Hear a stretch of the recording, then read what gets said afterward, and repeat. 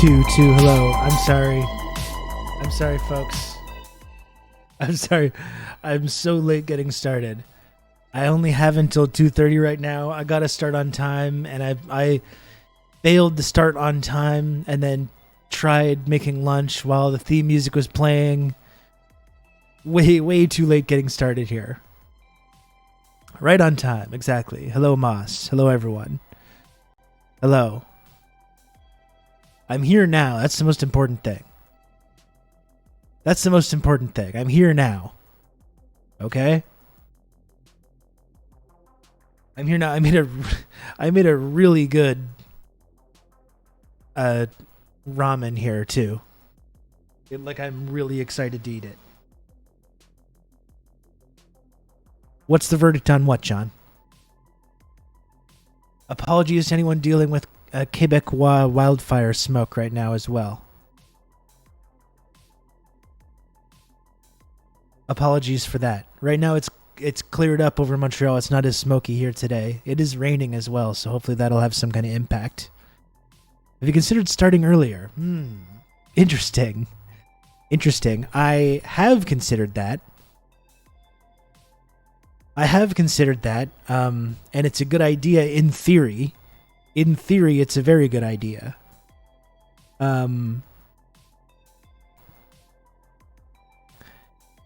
Today it was hard getting started because I was working on a song actually. I was hey Horse, how's it going? Hey Larry. It's not often that I do this, but like yesterday this idea for a song just like kind of popped into my head, and I ended up like writing and recording like an entire song yesterday and today. If you listen to the music that I make before, you know I make like mostly pop music, but because music to me is more of an escape from like talking about politics and misery and all that stuff. But this idea popped into my head for a kind of more socially conscious, like political type song.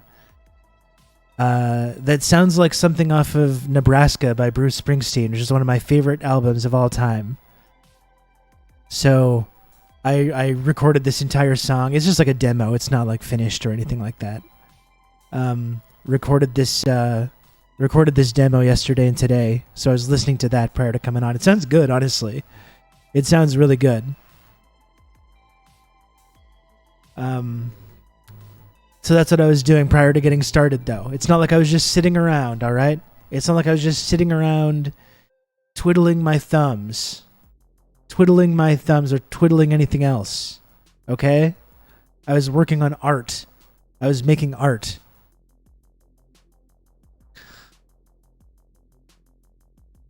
John says, if I can get you some of that Pepsi Cola Chup, you should do a fundraiser and have the Pepsi Chupped Mac and Cheese Challenge.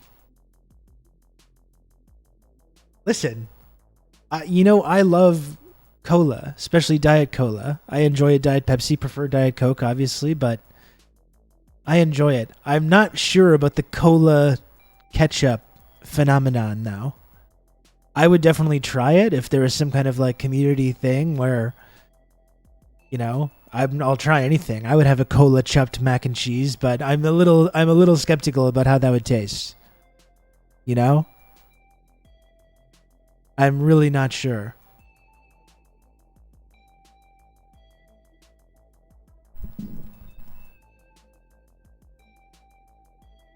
Here's today's ramen. Not available to buy. That is unfortunate.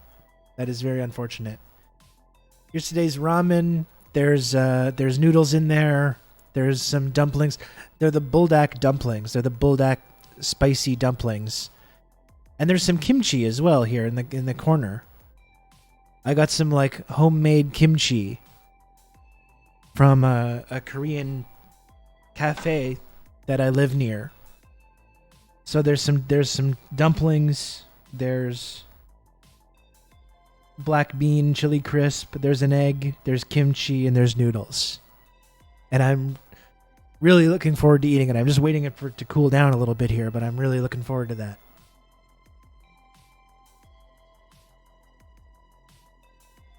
Yeah, kimchi is great to have as like a side or in a ramen. Like I made some gochujang chicken wings the other day and had some kimchi on the side. That was good. It's good to throw in the ramen.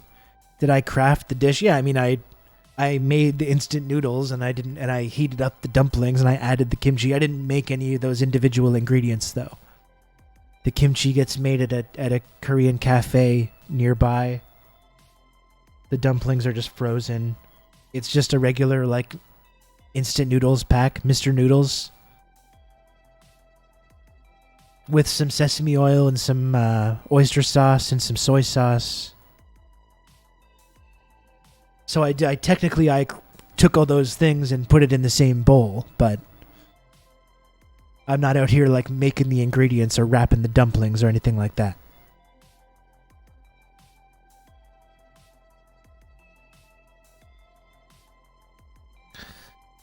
Let me see. I haven't quite found the right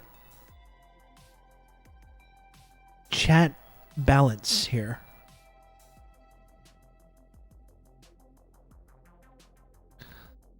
I think that's all right. That looks good. You can be, the first comment can be blocked a little bit by my spinny globe thing there.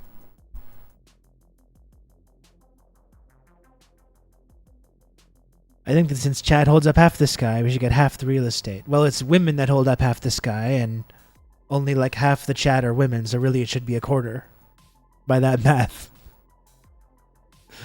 You know? It should be a quarter of the real estate.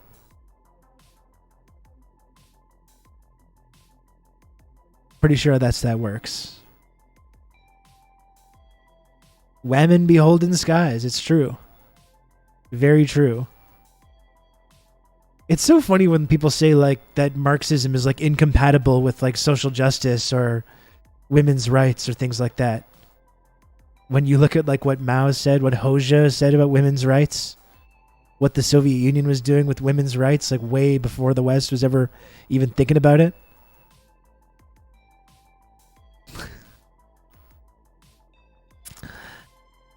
Rob said women are only a quarter of this presentation. That's a shame. I should just, every women chatter should just, the female chats, only the female chats should just appear right here, like right over my face, like right over the whole screen.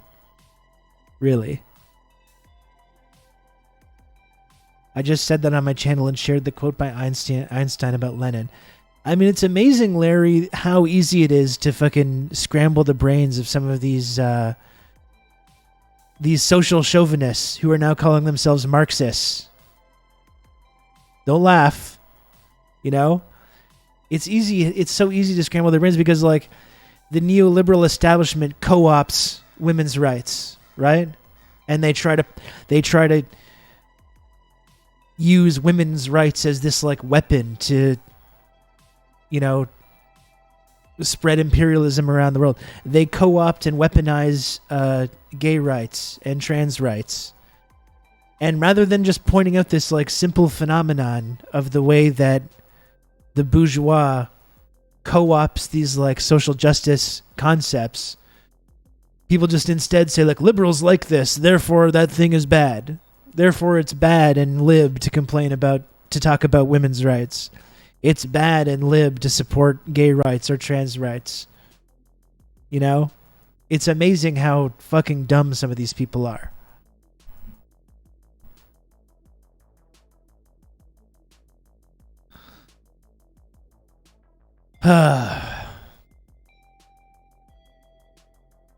Pretty silly. Hitler had a dog. No more dogs. I actually agree with that one, though. That is one I happen to agree with, unfortunately.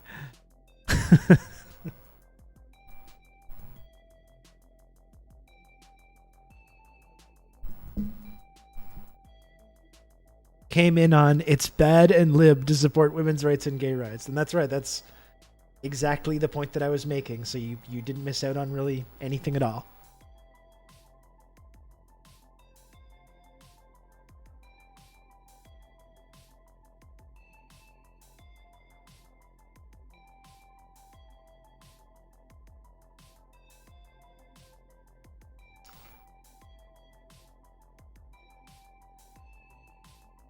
That's good.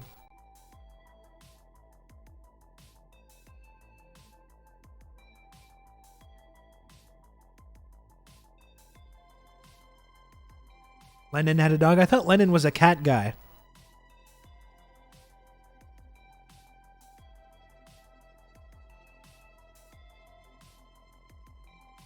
I'll let that one slide.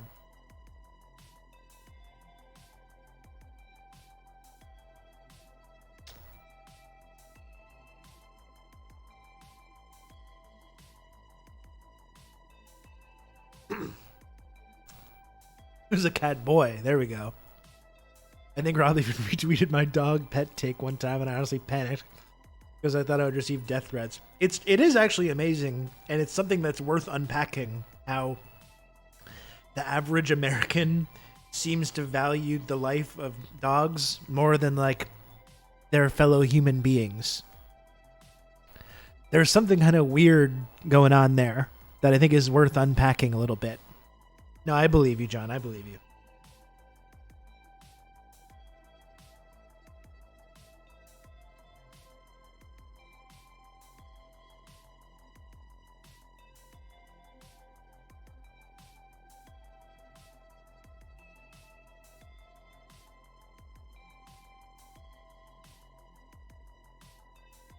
And this is living up to expectation. This ramen is really good.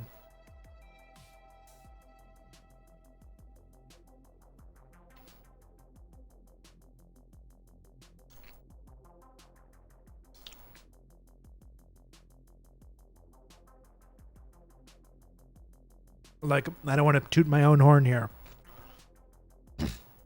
It's really good. How many Clear the Shelter segments on the local news have you seen? I see like one like every other week. When no one cared about the Ukraine thing, they immediately started posting pics of dogs and cats being rescued, and it worked. People were frothing at the mouth. Fucking weird. Jesus Christ, John.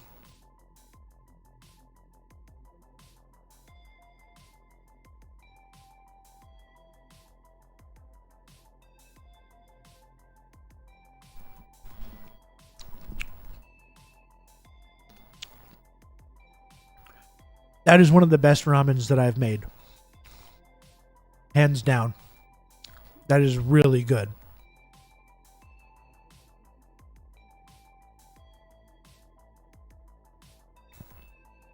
So, John, if you absolutely must, John McCain's ghost, of course, mod of the stream, uncovered this rare image of Lenin himself with a dog, holding his beloved dog. Are you ready for this? Here it is.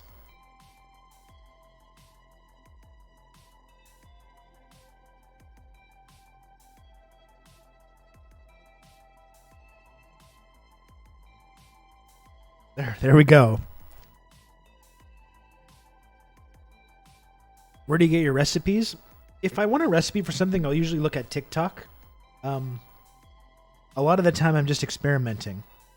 Like ramen, making a good ramen is really just about using whatever you have in different kind of combinations.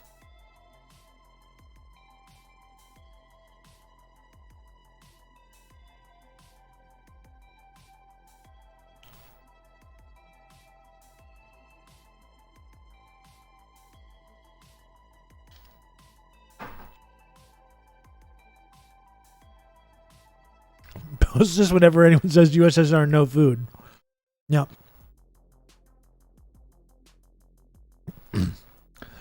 I know the timing doesn't match up, but it's like while Ukraine was starving, this is what the socialist leaders in the USSR were doing. Disgusting. Disgusting.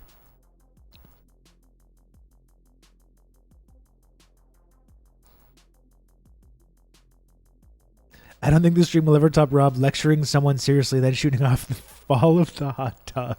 Because I was talking about how many hot dogs my son eats, like minutes before. And I was probably looking in the chat, and sometimes I'm like looking at the chat and talking at the same time, and my signals get crossed, okay? My signals get crossed.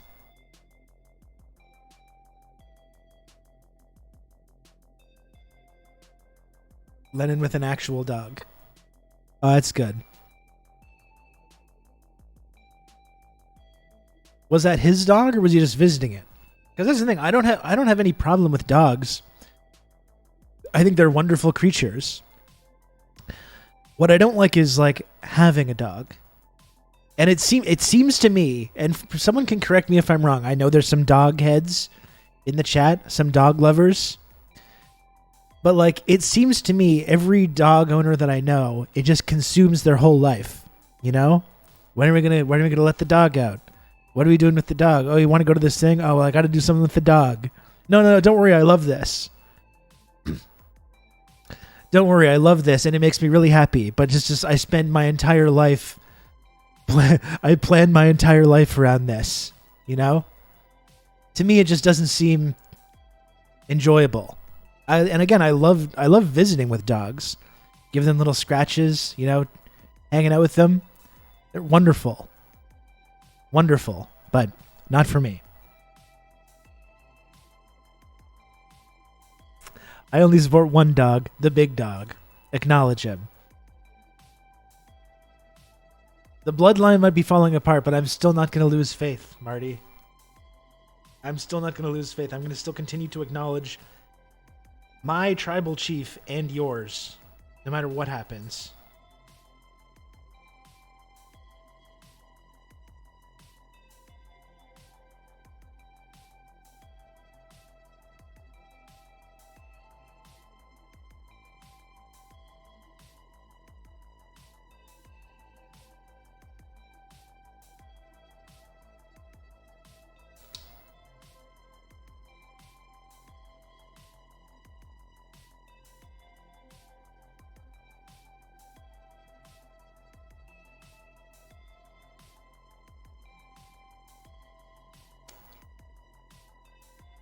Don't mind me.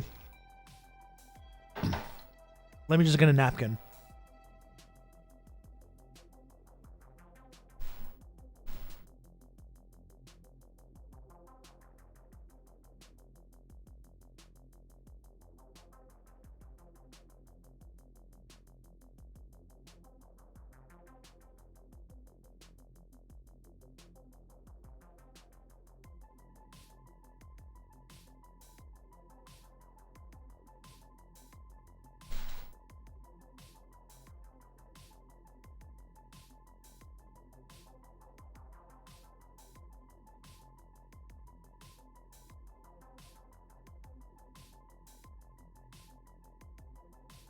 Dogs can be really cool, but there's so many places that are acceptable to bring your dog with you that it does low-key suck when you've got to leave them at home. Despite that, we should not be bringing them to places like restaurants when there are other dogs running around and shitting on the patio furniture. Yeah. I see a lot of big giant dogs in the city too, and it's like, I just don't, maybe I don't want to speak on the individual happiness of various dogs, but they're walking on the pavement all the time and they're like shitting on these little wedges of grass. Like they don't like that. I don't feel like, I get having a little dog in the city, but people having these like big dogs, walking them around on the pavement and the cement. I don't know. It just doesn't seem like they're still by most accounts living a blessed life. Well, that's true. That's true. I don't want to alienate anyone that's like a big dog lover or anything like that. I really don't. I'm just talking shit.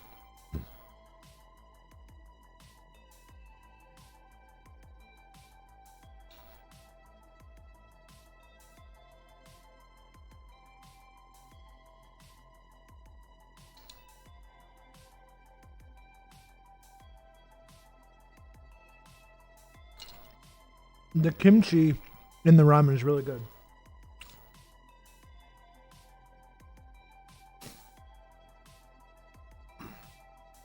Refund myself, dog hater. You're going to have to open a support ticket about that.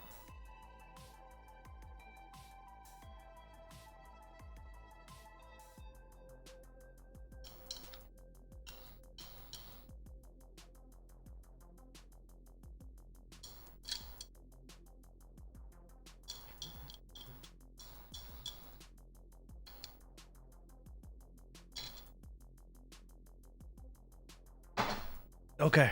Oh, fuck. That was really good. God damn. I'm getting pretty good at making ramens, and that was up there with the best ones that I've had.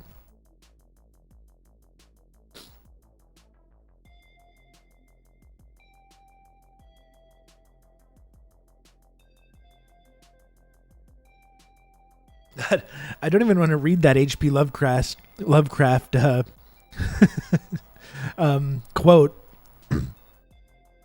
Because it's getting to some racial areas that maybe I'm less comfortable talking about on here. Thank you for not doing text-to-speech there. The last part I do agree with, though. For the cat, I've entertained a particular respect and affection ever since the earliest days of my infancy, and its flawless grace and superior self-sufficiency. That I would agree with. I'll co-sign that. Some of the other stuff I think is maybe a little problematic.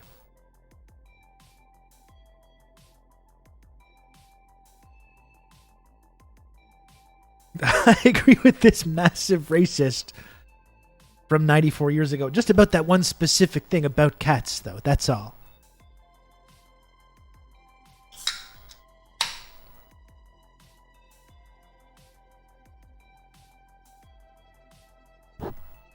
Chin chin.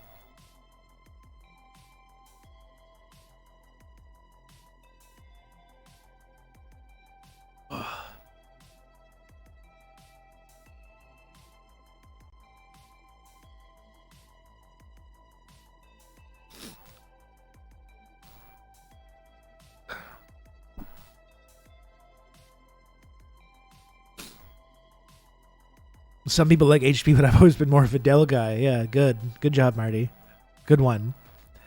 How about this? HP Lovecraft. Did you know in the UK they call him brown sauce Lovecraft?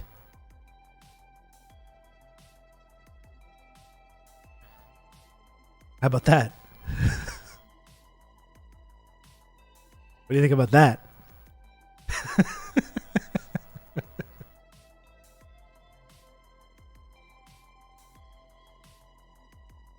Yeah.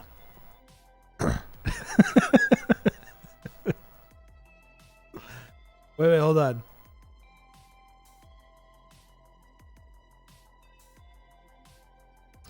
H.P. Lovecraft, in the UK, they call him brown sauce Lovecraft.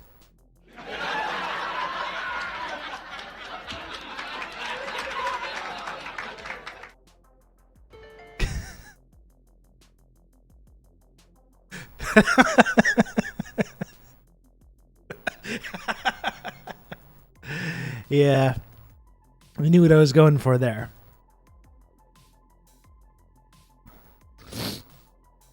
Googling H.P. Lovecraft jokes and being unable to say any in public. Yeah, you want to stay away from those.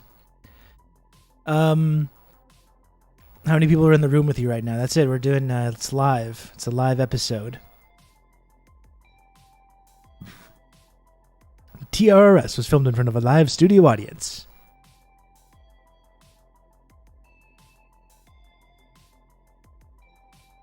I need one of those Night Court-esque themes. It was really good rocking out to that the other day. The Night Court theme.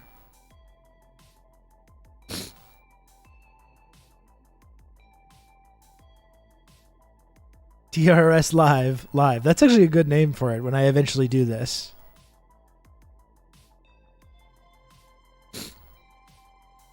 TRRS Live.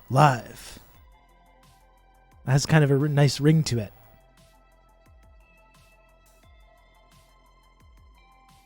Night Court. No, it's been a while since I saw it as well. We were jamming out to the theme song the other day when we were watching Trump get indicted or whatever.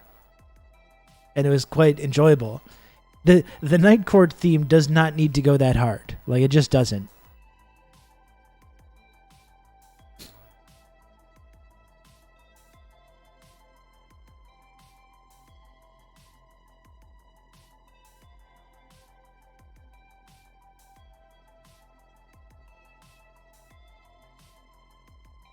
I miss those jazzy, funky TV theme songs from back in the day.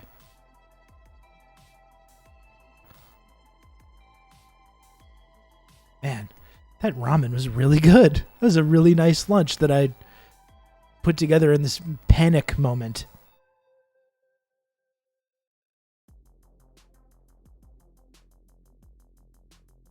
Does the new Night Court even have a theme? First of all, I didn't even know there's a new Night Court. And I highly doubt that it has a theme that's anywhere near as cool as the original. What's the point of remaking a show like Night Court? Like the reason Night Court was a successful sitcom, it was not because of the concept. You know, it's because of the cast and the characters. When you just take all that away and just plug in some new people and give them phones or whatever, you can't just replicate the success. Or is it the old cast? Have you got Larroquette on there and everyone?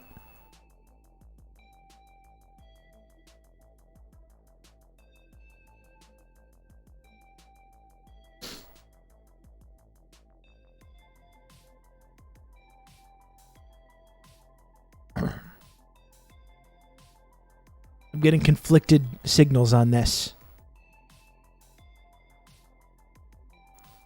Larroquette is there. I think Raj shows up as well. Well, I guess we got to support that. We got to support John Larroquette. Shouldn't he have like more stuff to do?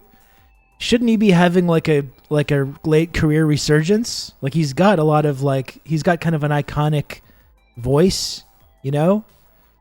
You'd think you'd see John Larroquette in some like prestige like indie kind of thing, like it's in a Tarantino style like late career resurgence. It's Harry's daughter as a judge now. Okay. I don't know. I don't know what the fuck we're talking about. We're talking about the remake of the popular 80s sitcom Night Court.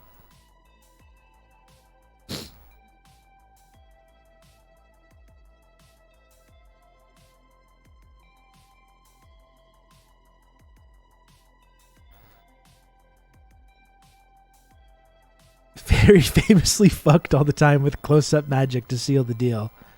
I'm going to try some of those moves. Aren't you the dude I saw an exclusive Oliver Stone interview with? I don't know. Last year I did go to see Oliver Stone speak in Quebec City about his JFK documentary. And I did have like an episode where I showed exclusive footage from that interview. So maybe. I've never actually like spoken to Oliver Stone though. So in that case, then no.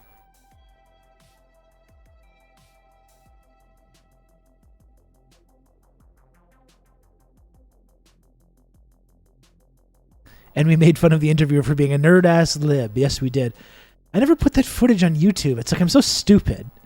I've got so much stuff that I do on this show that I could put on YouTube, and I just didn't do it. Just didn't put it. Just didn't put it.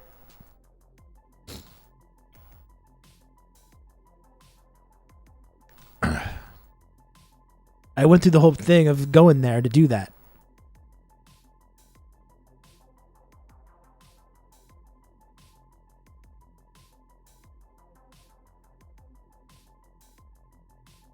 Yeah, I did make it into a highlight, so maybe it is on there.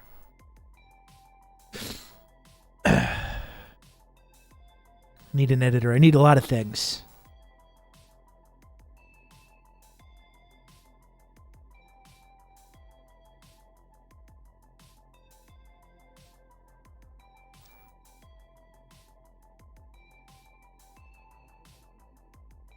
Did Olivia Chow not to promise to use... That's such like a moderate thing to do. No, I'm not going to use the strong mayor powers that Ford introduced. I don't know. I don't know if that's true or not.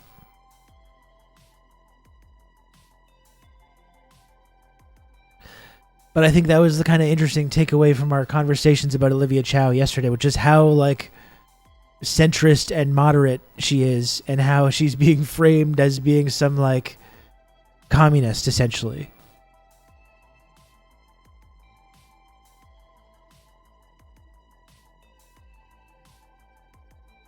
I think that was one of my big takeaways. We were watching that Rebel News footage yesterday, and just all this shit about they're freaking out about bike lanes and stuff.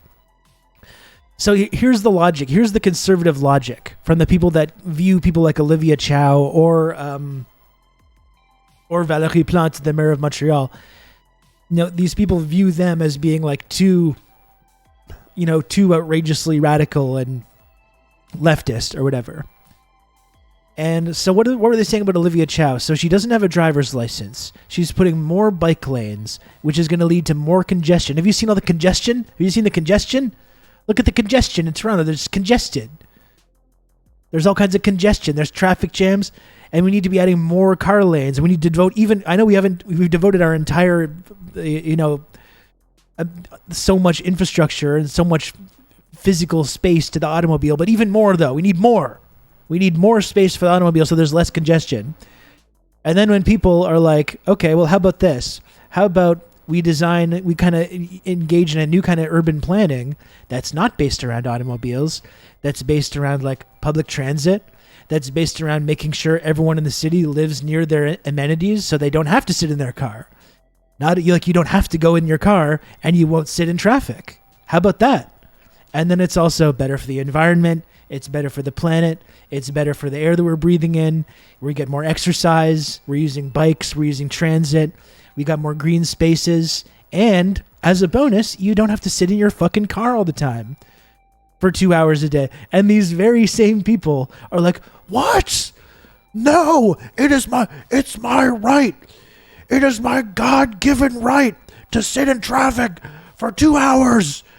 And it's basically putting me in prison. I'm a slave. I will be a slave if I don't get to sit in traffic for 2 hours. And it's like, well, which is it? Which is it? Do you need more infrastructure, more city space dedicated to automobiles so you don't sit in traffic? Or it's like, is sitting in traffic some kind of your fundamental right that you have? Which is it? These people are really doing, like, there's generally, I'm not even exaggerating. There's actually people, like, freaking the fuck out over this idea of 15-minute cities. Literally saying, that I like being in traffic. I like sitting in my car for 90 minutes each way on the way to my job. It's when I bond with my family, when we're sitting in traffic. You don't bond with your family, sir. You do not do that. That is not true. It's frustrating because even if they got everything they wanted, and this is what the right-wing mayor candidates ran on, like extra lanes and more parking, it still wouldn't do anything because it's just literally impossible to fit that many cars downtown. They're screaming against basic physics. I mean, just look at the fucking California, the interstate there.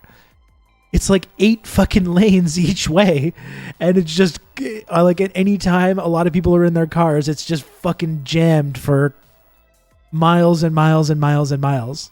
More lanes is not going to do it. More lanes is not going to do anything.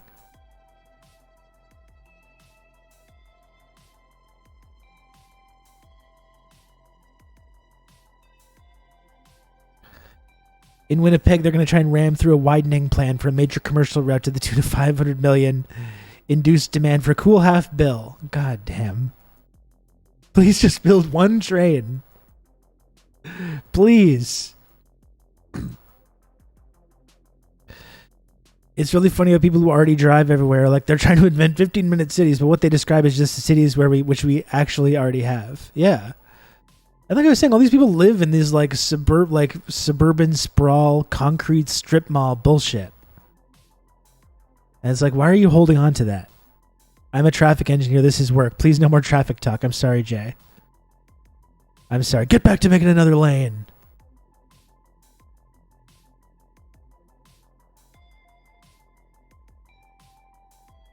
Man, it's just so frustrating, They're building bike lanes. What, do I want to sit in traffic all day? How about this, like, sensible, modern, urban planning so it makes you not have to sit in your car all day? Gah! Flip over the table. Where's my gun?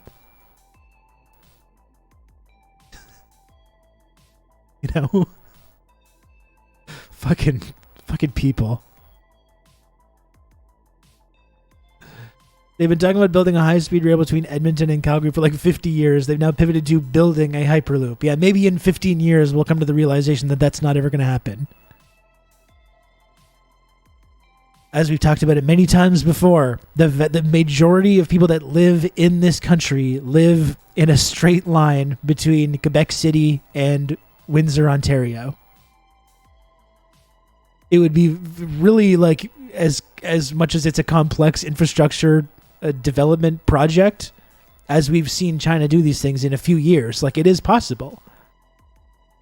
You know, if we had started 15 years ago, we would be finished by now. But now we still haven't started. This would service like 45% of the entire population of this country. Give over to Futurama tubes. Ugh. Yeah, call it an oil pipeline. It'll get passed in a snap. This is an interesting idea. Design highways with Hot Wheels loops. If you don't drive fast enough, the car lands on its roof. There we go. Now we're thinking outside the box. Separate the wheat from the strong. The wheat from the chaff.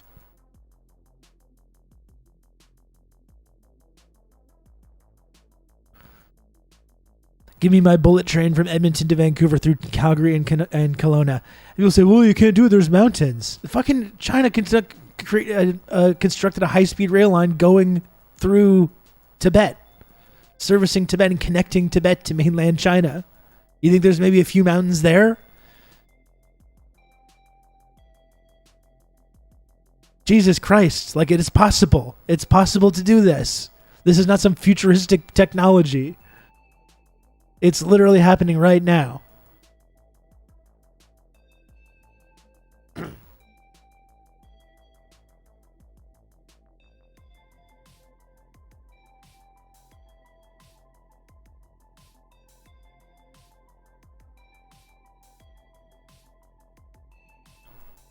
What, they use the robots? Yeah.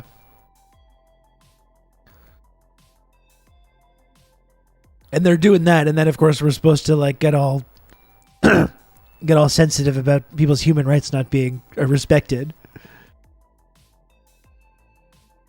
We have to free the people that live there from the tyranny of having this kind of amazing, life-changing infrastructure constructed, being privately subsidized and publicly profitable. You know, the opposite of the way we do things. What a crazy concept. Rather than being publicly subsidized and privately profitable, what if you switched that? What if you switched that so it's privately subsidized and publicly profitable? Huh. What a concept.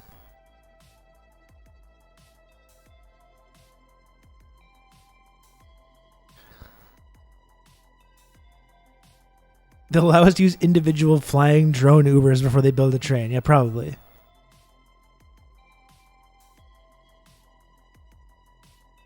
We can't build anything. Nobody wants to work anymore. Man.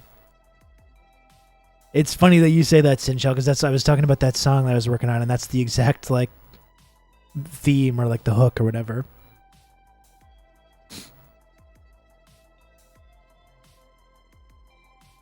Hello, Johnny. What is up?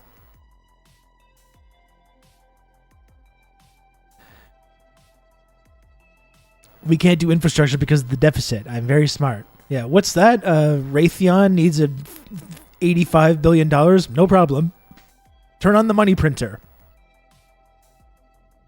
Turn on the money printer. Raytheon needs this nakedly, openly corrupt weapons contractor. Needs another couple billion. Open the money printer. Right away, Raytheon Senpai. America's the only nation with mountains. The only way to traverse them is Conestoga wagons or Ford F-150s. Very true. Very true. The criminal justice system of New Jersey is so completely thoroughly broken driving home now. I believe it. I don't know much about it, but I believe it.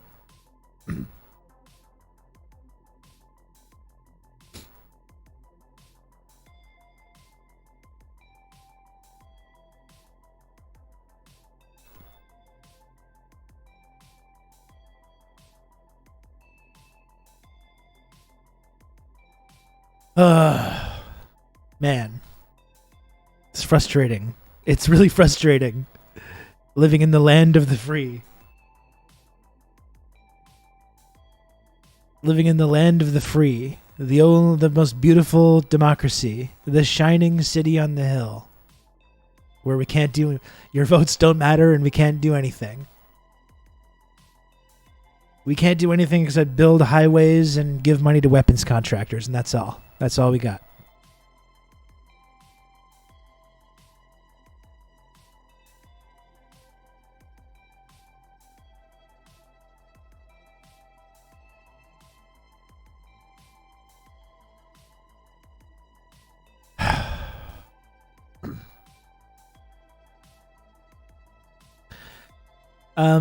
Folks, we're going on an hour here. I know I was late getting started, but if anyone enjoys the content and you like what I do here on Twitch, and you want to support the work I do here on Twitch, and you want to support the community, please, if you can, subscribe. I'm at 0 subs. I'm at 0 subs for the day, and I know I have less time this week. I know it's a slog to get to the sub goal every day, and it's unlikely, but if you want to support this channel, the only way that this show stays on the air is through our wonderful, generous community members. If you can please count on me. subscribe to TRRS. It's very, very helpful, and I appreciate it a lot. Thank you, John. Thank you for the gifted sub. I feel like my mods should not be also gifting subs. You know, I'm a little uncomfortable with that, but since I'm a desperate man, I'm not going to put my foot down or anything.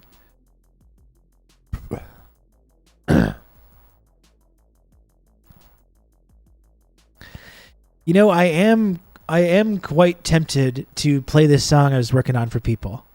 I am tempted. I'm really shy about playing like music where I'm singing and stuff, like when I'm here on camera. I am pretty proud of this song. I just wrote and recorded the whole song yesterday and today, this demo. Like I was saying, it's you can count on me. You're gonna have more a good of an old effort Rob to talk you through all this. Thank you, Diego, for the gifted sub as well. Thank you.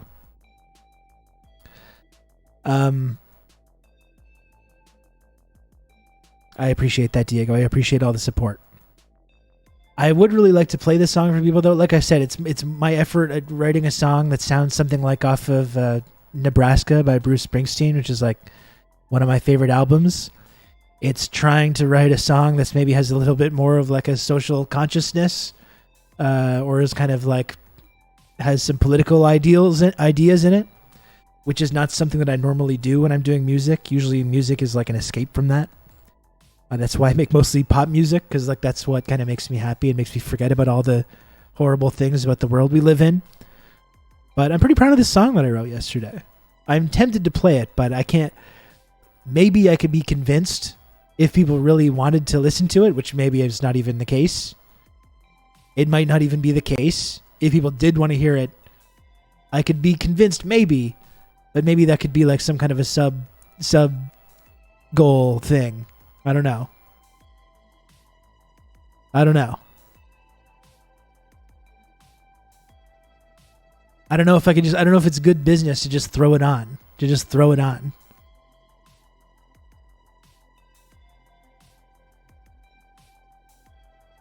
Like maybe if we go like, I don't know. I'm very tempted, honestly. I'm quite proud of this song, but maybe that could be something I could dangle over people's heads. I don't know.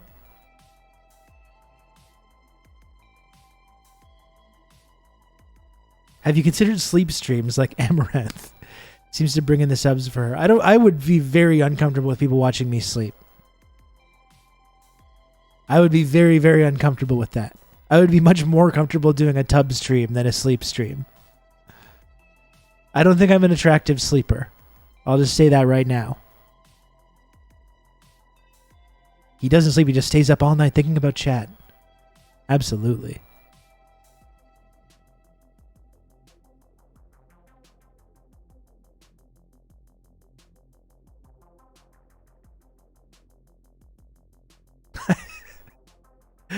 I have it on good authority that I snore, quote, like a goose. That's interesting. I have no idea what that would sound like. Is that like a honking, I guess? Some kind of a gentle honking going on?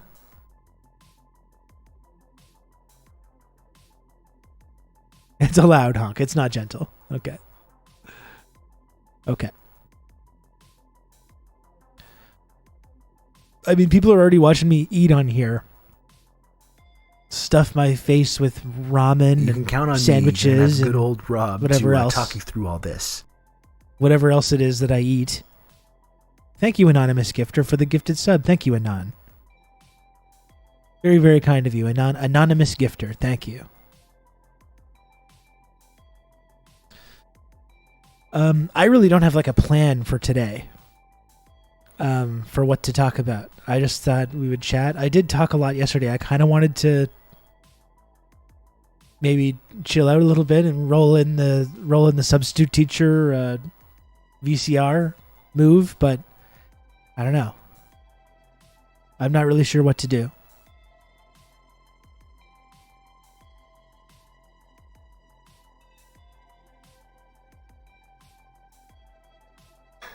It's hard really not having the amount of time that I would like. Like I've got to leave in 1 hour. G Club be doing the literal hunk shoe. Me.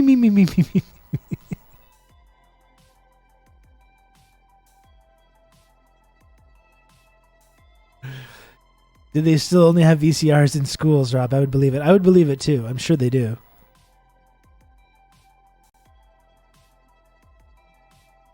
You could review the new We Didn't Start the Fire song by Fall Out Boy. Oh my god. I don't think I will do that. I don't think I will be doing that at all, actually. What happens if I put chat over the globe? What if I put it over the globe? Does that look bad? What do we think about that? I think that kind of works. No? What do you think, chat? Where do you want to be?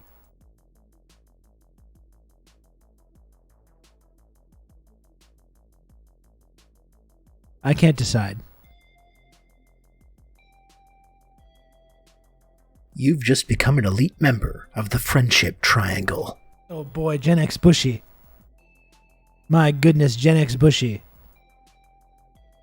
Thank you very, very much for the 5 gifted subs, Gen X Bushy, and for all the support that you have shown this channel. Really appreciate that. Thank you, Gen X Bushy. Okay, so it was a no to Fall Out Boy. Okay.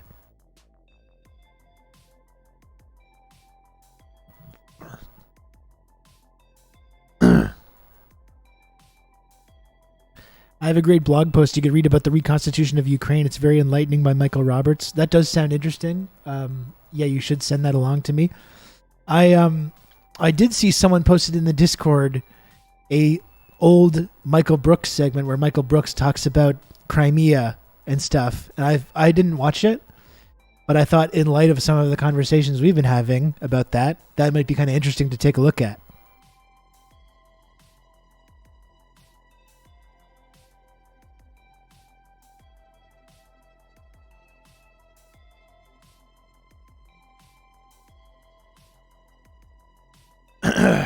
That's something we could do. We can also just shoot the shit as well. We could also just shoot the shit together. What's wrong with that? What did you have for lunch today? Well, you missed it, Weenus. I had the lunch on cam, as usual. And I made a really good ramen. I made a really good ramen with kimchi and an egg and dumplings. And some of my secret little sauces and stuff. Oils. It was really, really good.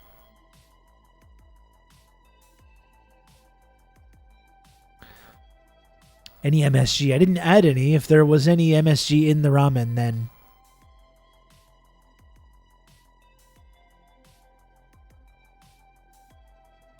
maybe. You inspired me to shake down my local Asian market for spicy cheesy noodles. Did you find any? Those Buldak cheesy noodles are really good. I had some chili and fruit and a PB and honey sandwich. That sounds very substantial.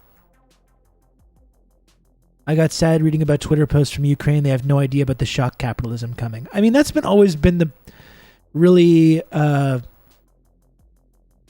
don't know if I want to say sinister is the word. It's kind of sinister.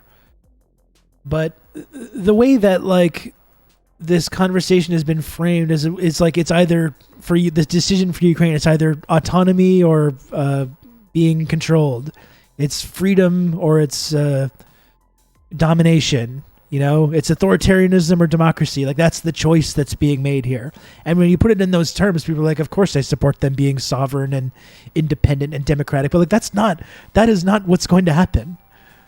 When this is finally over, whatever Ukraine looks like after that, it's not going to be this sovereign, independent, shining beacon of democracy at all.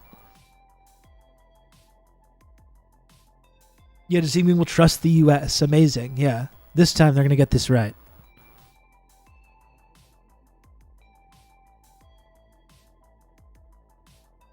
Did we see the neo-Nazi Spartan party's increased gains in southern Greece, specifically Laconia?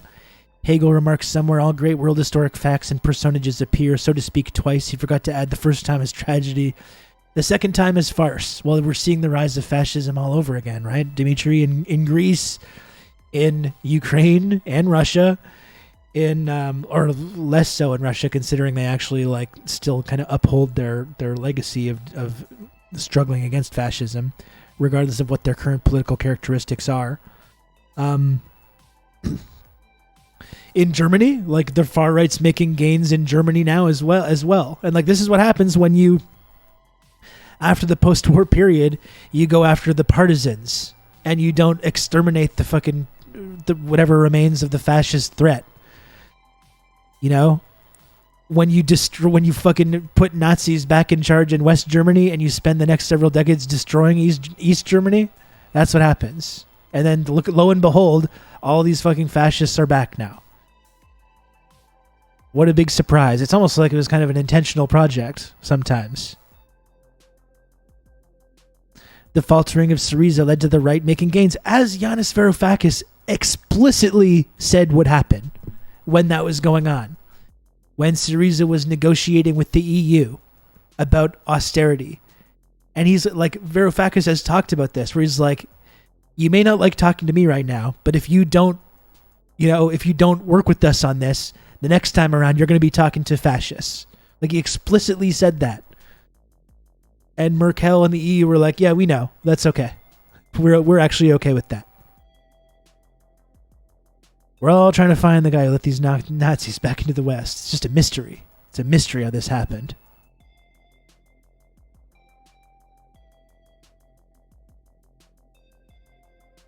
And I agree, Dimitri. Yanis is not the smartest socialist. He's not like I don't even think Yanis is a Marxist, but still a significantly better than the fucking vast majority of people that come anywhere near touching the levers of power, which he did,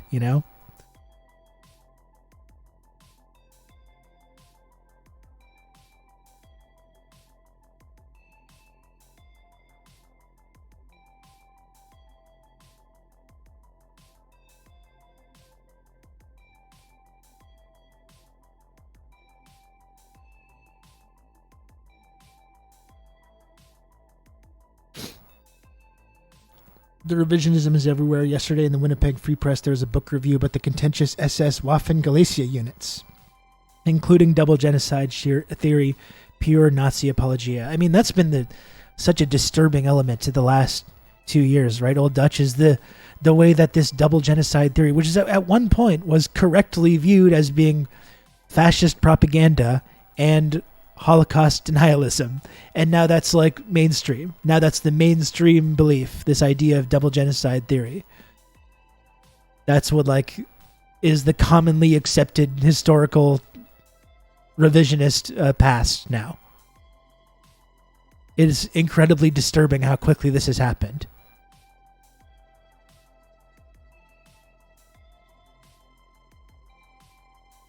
His vision of a social democratic EU is like genuinely SOCDEM would be a massive benefit, but it will never happen.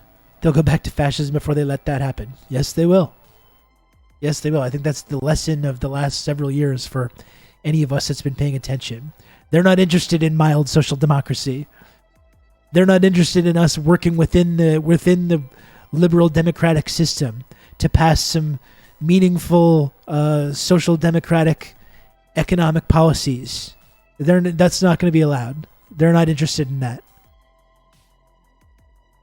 That's not going to happen.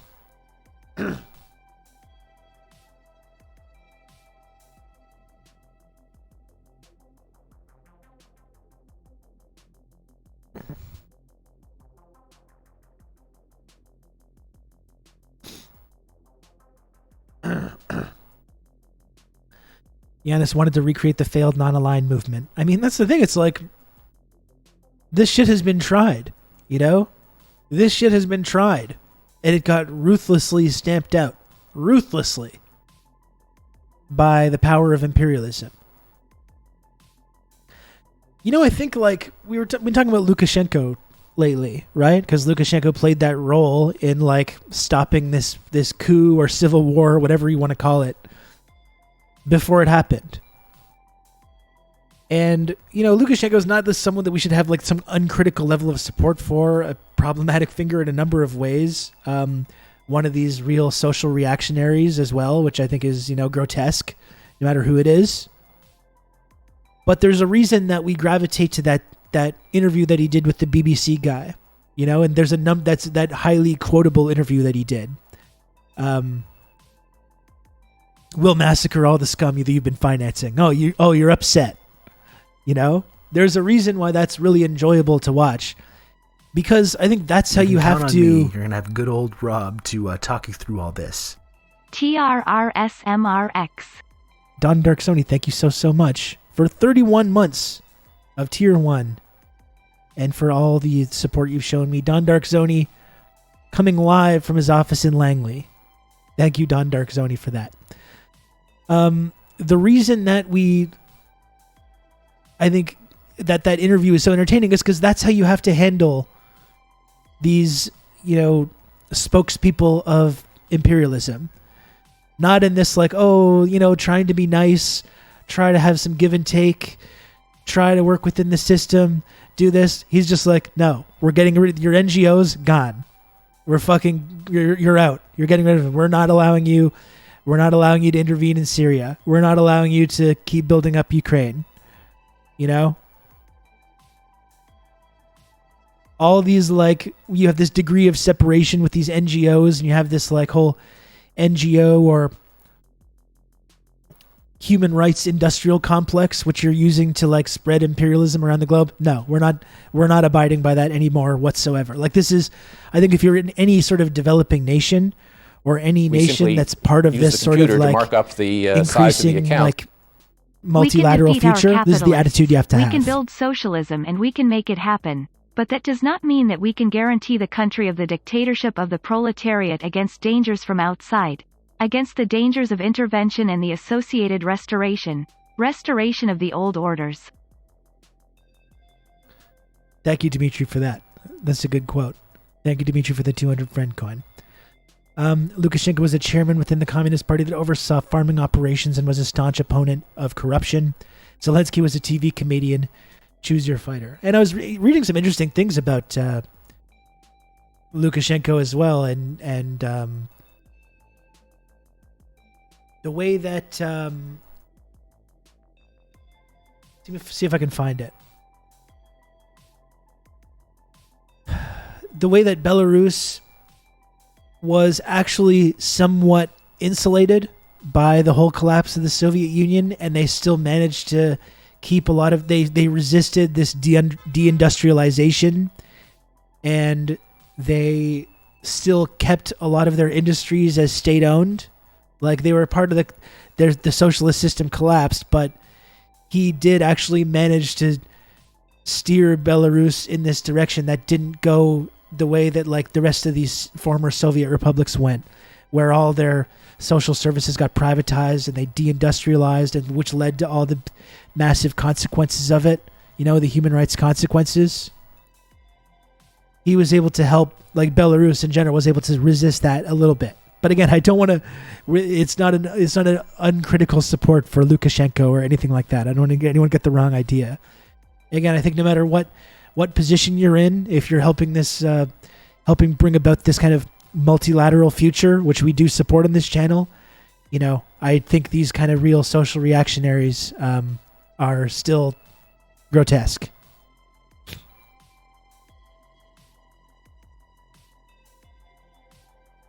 Yes, Luka bad, Putin bad. But, as Kwame Ture points out, I'm still on the side of the devil. If they're up against U.S. imperialism, then I'm going to be on the side of the devil still.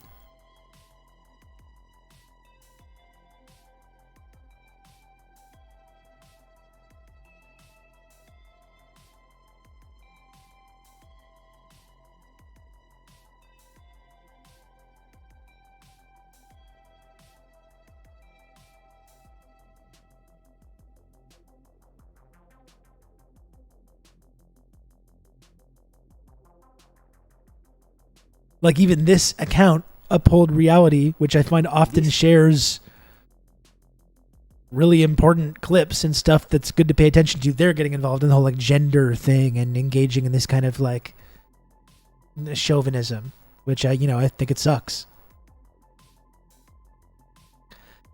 But that's it. He's a problematic figure. He's a problematic fave. But I do think if you're one of these nations that's part of this growing multilateral or multipolar geopolitical reality, I do think this is the attitude that you have to have about Western imperialism. You can't do this like have it both ways, try to be nice, try and find common ground. I think this is how you have to do it. This is how you got to do it. В июле месяце ликвидировано 200 The NGOs. НКО Беларуси. Отвечаю на твой вопрос, не трудись. Выражем всех мерзавцев, которых вы финансировали. Ах, вы озаботились, что... That gets me every time. God. You know what I mean? That's the attitude you got to have. And that's what's going on in like Nicaragua. That's what's happening in Nicaragua right now, where Ortega in Nicaragua is going after these Western-backed NGOs and media establishments. And then we say, well, Ortega, he's a dictator. He's going after these, like, the free press, and he's going after our poor little NGOs. But it's like, you have to recognize if you're one of these developing nations or you're part of this, like, not anti-Western alliance or the non-Western countries, the global South, whatever you want to call it, the developing world, you have to, like, do what needs to be done to protect yourself.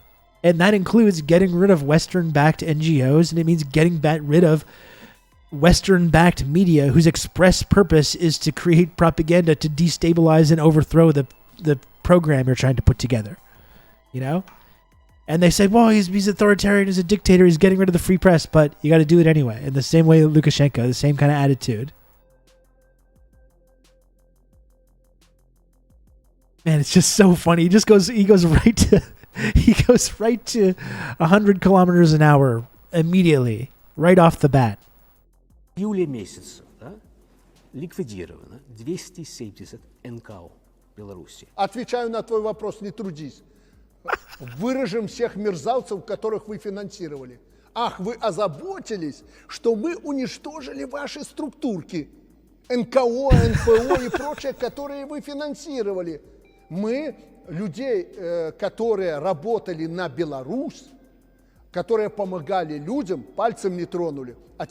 What the fuck is a hype chat? Oh boy, I don't know what that is, but thank you for the $1 horse. Thank you for that.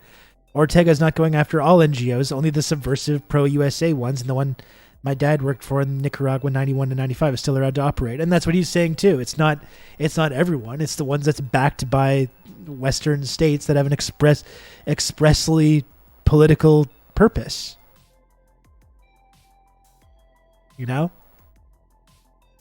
Те, которые пользовались вашей помощью, получая от вас финансирование и громили здесь ваших, которых вы видели здесь в Минске, мы, если мы кого-то не lиквидировали, то мы их ликвидируем в ближайшие. I like how he talks about liquidating them, and you don't know whether it means just like dismantling them or like literally like dissolving them in acid or something like that. From his tone and his look, it's like you'd think it could be either. You know what I mean? Избирает белорусский народ. Поэтому мне важно, как меня воспринимают мой народ. А вот этот вопрос легитимности, он для вас важен? Абсолютно.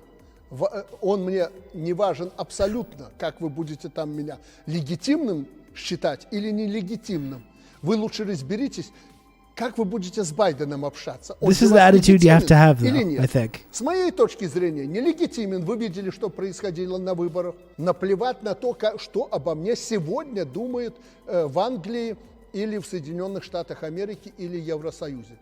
Потому что весь мир увидел ваше лицо. Ваше лицо, и вы его видели на этой границе. Поэтому я особо не парюсь, как вы там ко мне относитесь. Найдем мы для себя партнеров и союзников без Великобритании. I love how he hints at the legitimacy of the Democratic primary selecting Biden.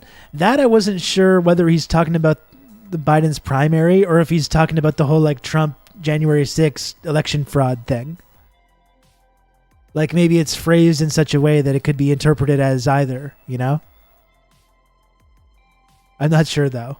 That to me read as more of like a pro-Trump thing. I choose to believe it's about Bernie. Well, me too. I'm going to go ahead and believe that as well.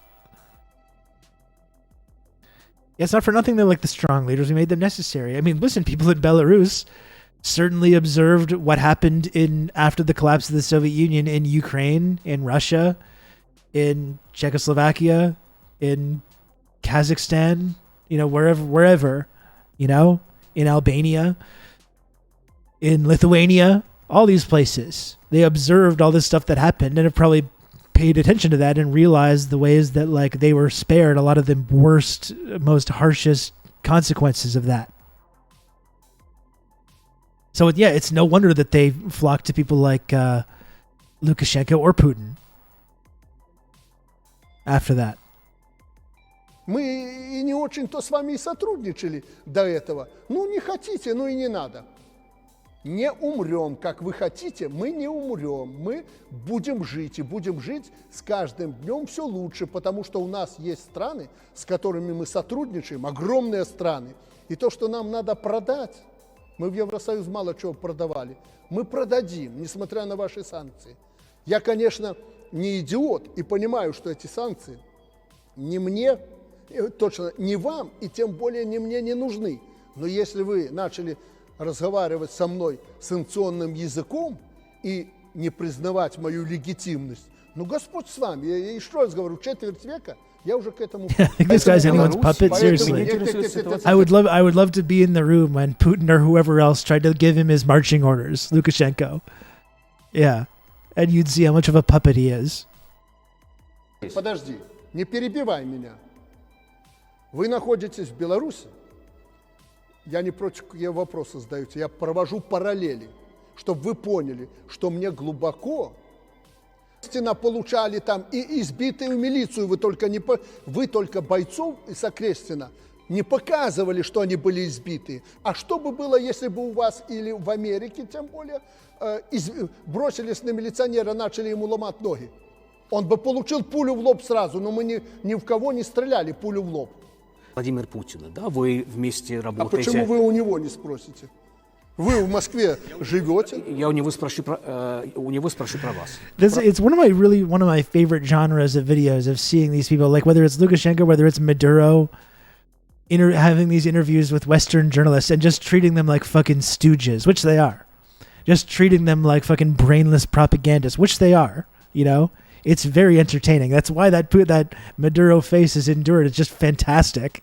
You know, it's so satisfying because we're so used to having these people lecture everything at us and like, you know, position themselves as being the arbiters of truth and morality and reality or whatever. And it's just fucking amazing to see them get put in their place. Про вас? Ну, спросите сначала про меня. Но вот вы давно работаете вместе, да? И мне интересно, что вы научились у него, А что он, может быть, научился у вас, как вы думаете? Когда спросите у него, что он у меня научился, вам понятно станет, чему научился It я. hits different when you've actually been to Russian Federation and been in NGO sphere. Can you Но expand вы on that, вместе Pizzicato? сейчас создаете новый интеграционный. Создаем. Вы с Америкой, я с Россией. Вот. И И вы с Америкой, Англия, с Америкой, Великобритания, а я с Россией. В чем проблема? союзного государства нет sir. с Америкой. Будет. У вас больше, чем союзное государство. Вам What alliance американцы with the не U.S.? What? Почему? What? В 2014, по-моему, году, когда Come on, ваши sir. подопечные в Украине разбомбили Донбасс, вы меня не обвиняли в том, что я принял в течение нескольких месяцев 160 тысяч беженцев из Украины. Знаете, вы все время говорите, Стив, некоторые. И следуя вашей концепции, BBC, как вы это подаете все, ну это везде у вас некоторые и кто-то, а кто-то один сказал, что резали проволоку. Вы мне не верите? Не, абсолютно нет. Я верю фактам. Так вы мне скажите, где резали, кто резал, и назовите имя этого солдата. А вот так говорит, что некоторые вам сказали, кто-то там позвонил, кто-то в деревне сказал. Ну, слушайте, это не Александр солидный Григорьевич, Дайте вы мне текст, где я, покажите мне, где я вы сказал, сказали. приходите к нам. Позвали, это значит, Стив, приходи ко мне в Беларусь. Вот я, ты попросился интервью, я говорю, приходи. Меня интересно, это, как она? слушайте, а He's мне very наплевать entertaining. на то, Like, что в say what Евросоюзе you will вы about the guy. He's думаете о extremely entertaining to президенте listen to. Беларуси. Меня избирал не Евросоюз.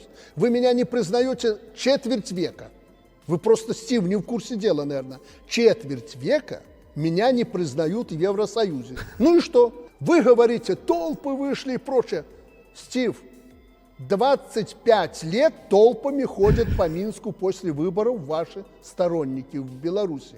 Это было постоянно. Но, Александр Георгиевич, Только в этом году, вы слушать не умеете, только в этом году это было более подготовлено с вашей стороны, вами, фондами немецкими, английскими, американскими фондами, деньги вбросили, людей здесь на фоне пандемии подготовили. И этот процесс занял чуть больше. Это не ответ на мой Чуть вопрос. больший послушай меня, чуть больший промежуток. Поэтому не толпы ходили здесь, а максимум, когда собрали со всей страны, услышь меня, со всей страны, ты из Москвы должен был это видеть, со всей страны собрали, на пике было 46 His demeanor is that of my grandfather, and I fucking love it. When he's in conversation, he owns the conversation. That's right. It's honestly, it's pretty impressive. Chapo featured his funniest quote yesterday. Apparently, he used to be a collective dairy farm leader and got mad and lectured some farmers about the state of their cows, saying that the cows deserve to live in palaces. That sounds great. I didn't see that one. или 600 человек. Здесь, в Минске. Я находился поэтому здесь. 80 тысяч, если не будешь слушать, разговор закончится. Если ты этого хочешь. Вот с этими, это не оппозиция, это предатели. С ними мы никакого диалога и никаких переговоров вести не будем. Ну, вы понимаете, почему Европе, Евросоюзу, да, трудно с вами общаться? Вам со мной сложно, потому что я не танцую под вашу музыку. Я провожу независимую политику.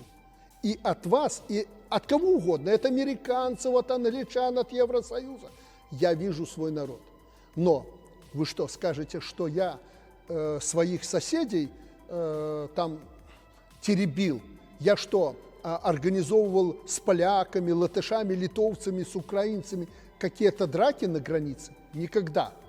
Зачем вы в прошлом году пришли в наш дом и пытались его разрушить? Зачем? Какое ваше дело до наших выборов? Мы же не лезем в Великобританию или в Америку.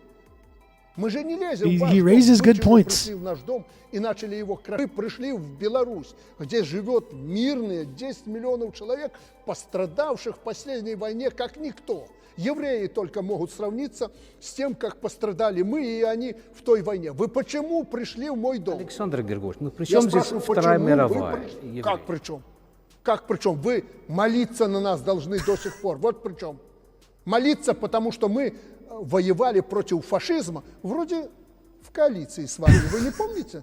Вроде с англичанами в коалиции. Помните дядьку, который с сигарой все время ходил и курил, и у нас с трубкой? Вы этого не помните? А при чем здесь Вторая мировая война и сегодняшняя политическая ситуация? Got everything to do with it, sir. Разные вещи, абсолютно разные вещи. Стив, я вам объясню. Вы за Вторую мировую войну с белорусским народом еще не разобрались, не рассчитались за те потери, которые мы понесли. Еще только 80 лет, еще 100 лет не прошло с начала войны, а вы уже ворвались опять в этот дом и пытаетесь новую войнушку развязать. And through the EU and the US and Western imperialism are allowing Nazis and allowing fascism to seize power yet again, like we were pointing out, in Ukraine, in Greece, in Germany, you know, in all these former Soviet states.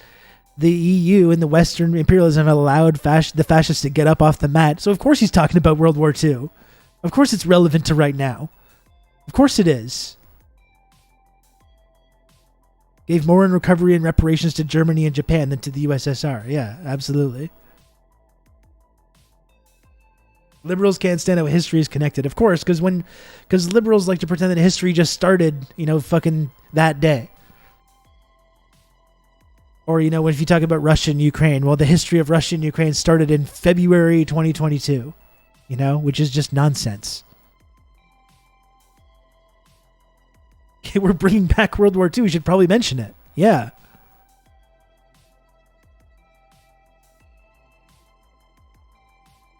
Да никто не Вы ворвался, же понимаете, никто что если новую мы войну. развяжем здесь войну, в Беларуси будет тянута НАТО и будет тянута Россия. Это ядерная война. Никто не хочет новую войну. Some Чего people тогда do, лезете sir. сюда? Мы не лезем сюда. Вы лезете, вы в прошлом году финансировали мятеж. Вы финансировали. Вы управляли мятежом с территории Польши. Вы, а за вами стояли американцы. А люди, которые вышли на улицу и кричали «Лукашенко украл наши голоса», они были финансированы Западом? Нет. Они действительно верят и думают, что вы украли Все голоса. лидеры финансировались Западом. That's the key, right? No, not everyone that's out there is being financed by the West, but it's being organized by the people that are leading those movements. Absolutely are. Yes, just like we saw in Tiananmen Square, folks. Just like we saw in Tiananmen Square. Just like we saw in the Euromaidan. That's a color revolution, and he's just instead of pretending that doesn't exist.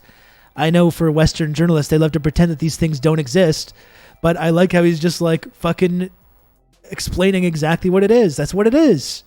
The leaders of these movements are financed by the West, and they take their marching orders from the West, and they manipulate the actual workers and actual people that have genuine agreements. And they throw them into the fucking firing line, and then they all go to America or wherever to live in the suburbs and work for multinational corporations and banks and stuff. And he's just pointing out that exact process keeps happening. And of course, if you work for the BBC, your response to that is like and just pretend it's not true. But everyone around the world knows this. В противном случае они там прибежище сегодня не нашли. Они все сидят у вас. Почему? Hong Kong они as well. сбежали туда, The Hong Kong откуда protests. их прислали. И откуда их финансировали. Слушай, Стив, что ты мне рассказываешь? Эти все тихушки, лохушки, цыпкалы, они у вас сидят. Почему? Потому что это ваши люди, и вы их финансировали. Они же не побежали в Китай. Не побежали, их бы там не приняли, потому что они к ним не имеют никакого отношения. Слушай, что ты темнишь? Ты же это прекрасно понимаешь. А ты меня упрекаешь, репрессии. А что ты от меня ожидал? Я должен был защитить страну и свой народ. I don't know, folks. It's pretty hard to argue with it. Not only is it hard to argue because of the way he absolutely dominates the conversation, but it's hard to argue on the basic facts too. He's right. He's absolutely right. And this is the magic trick that happens whenever there's one of these incidents, like whether it's Hong Kong, whether it's the Euromaidan, whether he's talking about this stuff in Belarus, whether it's Tiananmen Square. The same thing was going on in Venezuela. It's the same playbook every fucking time. It's the same playbook every single time, and these people pretend that it doesn't exist.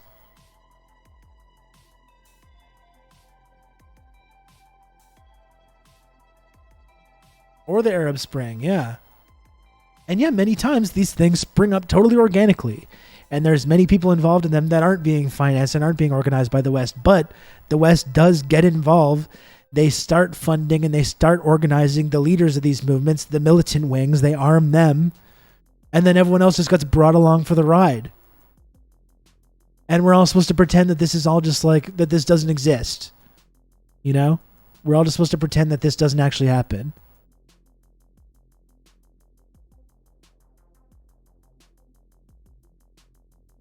How long is this clip of Michael Brooks?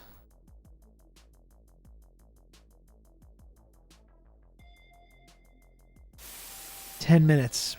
I'm running low on time. Folks, here's the deal I'm going to make with you, okay? I mentioned my new song. Okay, I wrote and recorded a new song yesterday, a new demo. That sounds like something off of Bruce Springsteen's Nebraska album. If I can get to 20 subs, and I know these are like half days, you know, I'm not expecting to get to the sub goal every day.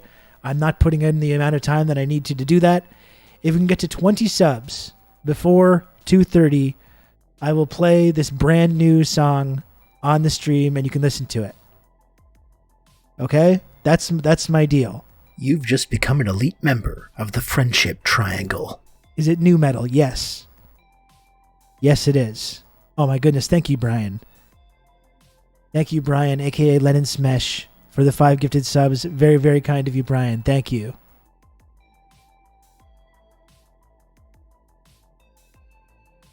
Very kind of you. See, we're one generous chatter away.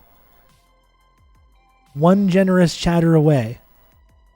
And we can get there. Anyway, here, let's look. Considering we've been talking about this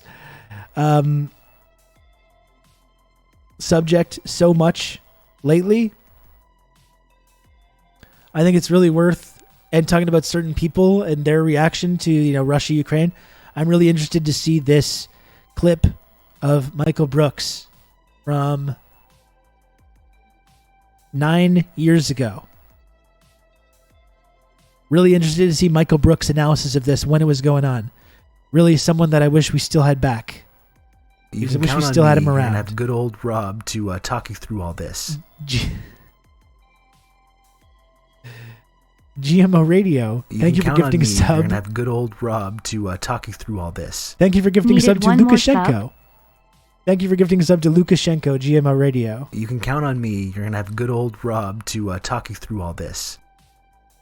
And thank you, Dr. Rocketface, as well, for the 13 months of Tier 1. Yes, I did need one more sub. Thank you. Thank you, Dr. Rocketface. And thank you, Pizzicata, as well. Thank you, Pizzicata, as well. We're at 17. We're at 17 out of 35. Very close. Very close to debuting a brand new song by me. Anyway, let's look at this clip. Missed this guy. There was a vote, as everybody knows, over the weekend where Crimea, basically, if you take the number, went 97% to rejoin Russia. Now, obviously, this could hardly be called a clean vote when you have troops occupying a place. You don't really have vote options. But I think there's no question that a lot of people in Crimea, Russian speakers, definitely feel more closely aligned with Russia. And there is a strategic split in Ukraine, which we've talked about. I mean, there's no question that, you know, it is a divided country. And one pull towards Western Europe, one pull towards Russia. President Obama and the European Union are promising to implement aggressive economic sanctions against Russia as a result of this latest vote. And look, I think there's a couple of just important things to have for framework here for this whole thing. And I've read a lot of things that people have sent me. With a very pro-Russian perspective. And let me just make a couple of distinctions here. So one, I don't have a conspiratorial view of how this all went down, I think that in the first place, Europe definitely handled this very badly in terms of not even seeing what Yanukovych was doing. I mean, the whole root of this was they were about to sign a deal with Europe, a European agreement, and Putin swooped in with basically more money up front and less demand. It's weird how 10 years later, some of the very people that are part of this tradition want to pretend that this didn't happen. Talking about this whole context with the EU and the Euromaidan and Putin. It's amazing how this has been completely lost to history, and we've all forgotten this, but here's Michael coming to us from 10 years ago talking about this very real phenomenon, this very real thing that was going on at the time. Kind of interesting, isn't it? Hands on the Ukrainian government. Yanukovych used that negotiation to pivot back and get a better deal from Russia, and that makes sense. Like now, this is Putin propaganda now. It's Putin propaganda to saying this. So here we have Michael from 10 years ago doing Putin propaganda. Always been more aligned with Russia. More like the Tanky report. Other leaders in Ukraine, obviously, more aligned with Europe. Now, it should be said that when we're talking from an electoral point of view, in terms of the political leaders, most of these Ukrainian leaders on both sides of this equation have tremendous corruption problems, and there is an oligarch problem in Ukraine. Clearly, that has dominated the politics and economics of this country on both sides of the equation. Now, the reason that a lot of activists in Ukraine, and let's not be ridiculous here. There are some very problematic parts of the Ukrainian uprising against Yanukovych, and we've been over them many times. And actually, even in the interview that I did with Professor Ariel, it was not a coup, thought, Michael. I don't actually share all of his perspectives, but at any rate, I was sympathetic. I spent the first half of that interview really trying to define who are these groups we're worried about, who are these fascist groups in Ukraine. And there's you're not allowed to say this anymore. But as we know from you don't hear this, and you're not allowed to talk about this anymore during the protests, and we know from all sorts of reports during the protests from the ground. One of the leaders of the protests, a Muslim. There's Jewish members of the protests. There's socialists. There's liberals. It was a multi-sector uprising, and that was not all fabricated. And even someone like Professor Cohen, but it's the leaders, though, isn't critical. It's the leaders. Would acknowledge that in the beginning of those protests were very genuine. So that's reality. And the reason that people were up in arms, and the reason why, if I was Ukrainian and I was forced to choose between all of these different options, I would lean towards Europe, is because, look, there's two aspects of European Union. One, there's no doubt that there is terrible austerity. This is still a very moderate stance for this time. But like even Michael's bringing up things here that now when you talk about this, when you ask questions about the Euromaidan, or you ask questions about like this whole process about what was going on in Ukraine prior to that, when it comes to the EU and Putin and these things, you're not allowed to say that anymore. And this is still moderate, right? This is still a very moderate stance. But now even this today, 10 years later, on his own network, is framed as being like tanky propaganda. Policies that Europe has been implementing on itself and on its southern zone, and it's detonating its union. And it's a horrible policy, and it's an atrocious policy, and it's written into the common market, and it's a massive mistake. On the other hand, the Europeans, when you go through that process, I would love to have about his the opinion highest as well. standards right now you could ask for in the world. When Turkey was going through, when Turkey really thought they could join the EU, this is particularly 2003, 2004, 2005, they eliminated most, if not all, applications of the death penalty. They implemented all sorts of human rights reforms. You have to implement environmental standards. You have to implement anti-corruption standards. And these are real things. These are real benefits of being linked to the EU. That's why activists and some in Ukraine genuinely want a closer alignment with the EU. There are real tangible benefits to this. It does encourage a different type of government. Now, the EU has all sorts of problems, beginning with austerity, everything else. But if we're talking in real terms of geopolitical models out here to emulate, the EU is probably as good as you're going to find in this current environment. And that's not very good because this environment is not good. But it's the best you're going to find. Now, moving forward, I think there's no question. There's two other key points here. Other people have said, look, this is a rational, realist Russian response to Ukraine getting pulled out of its sphere of influence and to U.S. policies which, as distinct from EU agreements, the expansion of NATO since the collapse of the Soviet Union has undoubtedly been provocative to Russia. Whoa. I'm sorry. I tuned into the Majority Report for some progressive analysis about these kind of issues and not this kind of tanky Putin propaganda when you're talking about NATO expansion. You can count on and how it's me. been You're gonna have provocative. good old Rob to That's talk not, you through all this. That's outrageous, sir. That's outrageous. Hearing that kind of talk. That's Putin propaganda. Tankyism. Very, very unfortunate. Diego, thank you for another gifted sub. Thank you, Diego. And misleading. After the Russian understanding after the collapse of the Soviet Union was that we would not push NATO. But we have. We've pushed it through Poland. We've pushed it through the Baltic states. And clearly, But they as you get democratically closer and closer wanted to NATO in there. Russia's Shut up. strategic calculation is this has to stop. This isn't acceptable anymore.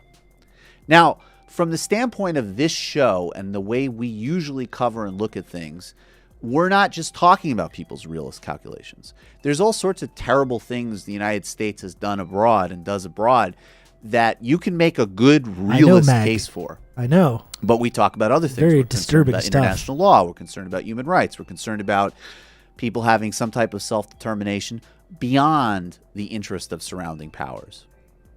So I've tried to bring those aspects into the conversation, and I don't. And you go to again, I don't Pin Tool have instead. That went very well, though. conspiratorial So view it of made this. sense to do that. But if your argument was Russia is not acting irrationally to do this, they may be acting as a bully towards Ukraine as a whole, although clearly in Crimea there's a lot of support, genuine support for this. Although I think if you ask the Muslim population in Crimea, you'll get different feedback.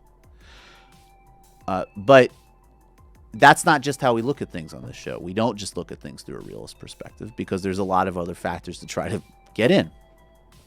But from a realist perspective, it's completely understandable why Russia has done this. Now, I think what needs to happen is, look, we're not going to fight a war over this, obviously. We need to The Ukrainians de-escalate sure the are, though. rhetoric, and we need to figure out Maybe we should have some kind of Minsk through agreement. our mechanisms and our prime mechanisms right now. Yes, I think we should be applying pressure to Russia. We need to be applying pressure to the government in Kiev to make sure that there's no nonsense with violating Russian speakers' rights, that there's no nonsense with allowing extreme right-wing politics to dominate, which has not been the case so far. But we need to add that pressure as heavy as everything else. And Ukraine very well may split up.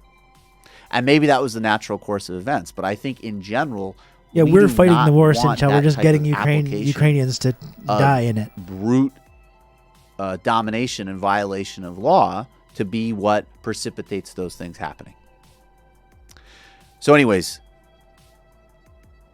keep watching this. We'll keep This is really debunking interesting. the Are we ever stupid missing Michael's ranting of voice the in neocon this ring and other wing. affairs right now? But it would be a real mistake to not take into account the real dangerous precedent that Russia set by doing this as well. Just as we set a deeply dangerous precedent by what we did in Iraq, as an example. And it also doesn't mean that there aren't plenty of other areas where there could be overlaps of interest and possibilities of collaboration on other security issues. But that's where things stand now.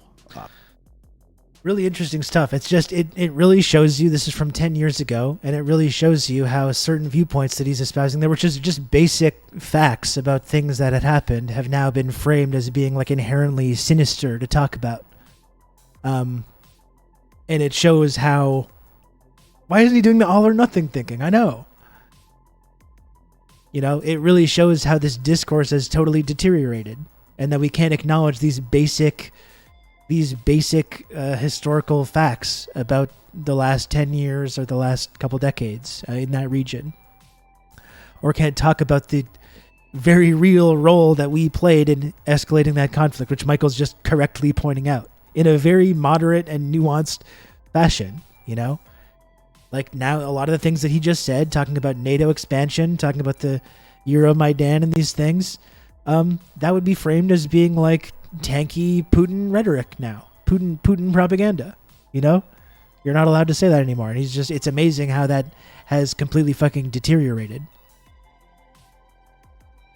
Yeah, Dimitri, that's the thing. It's not like he's taking the full anti-imperialist stance on that. It's a very moderate stance, but even that moderate stance, that's kind of my point. Even that kind of moderate viewpoint that he's expressing there is now like radical and extreme. You know, really interesting. Folks, I got to go in a couple minutes.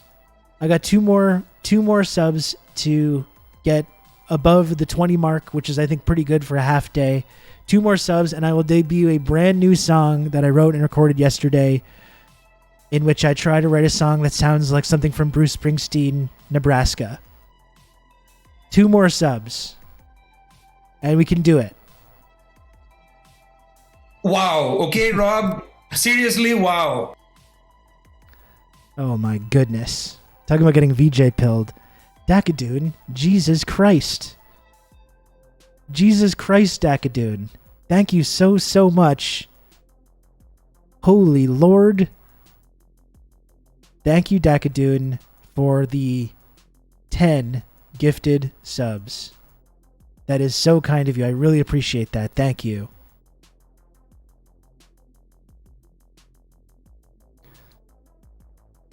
Okay. Well then. Here's the thing though. I can't be on camera when I listen to this. I can't be on camera because I'm too shy. I'm too shy and embarrassed. But I gotta go now, so I'm gonna put on this song. I'll rate into someone else. Again, this is a song I wrote and recorded this song yesterday. It's called Work. This is my effort at doing a song that's maybe a bit more like socially conscious, a little bit more like political characteristic. And again, I was heavily influenced by the album Nebraska by Bruce Springsteen. So I hope you like it. This is my new song. It's called Work. I'm going to leave now. I'm going to go off the camera while I put it on. I'll do that, and I will be back tomorrow. Okay? Thank you so much, everyone, for tuning into the stream today and coming to hang out. I got to go pick up my kid from camp after this, but I'll be back tomorrow. Okay? I have to hide now. Here we go.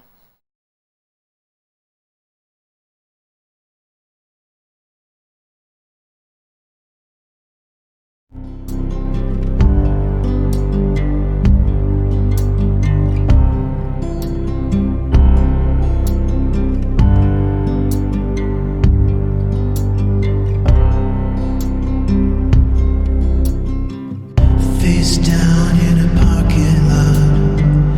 Night shift was all she's got. Lights go out when she hits the floor. Nobody wants to work no more. 3 kids and the daddy's gone. She just wants to keep her home. Just found out she'll have one more, but nobody wants to work no more. Falling asleep at the end of the day. Falling behind, don't know how to pay. Dream of a time that the world's not this way. Just got out of the hospital, felt alright till he got the bill. What does he pay insurance for? Nobody wants to work no more.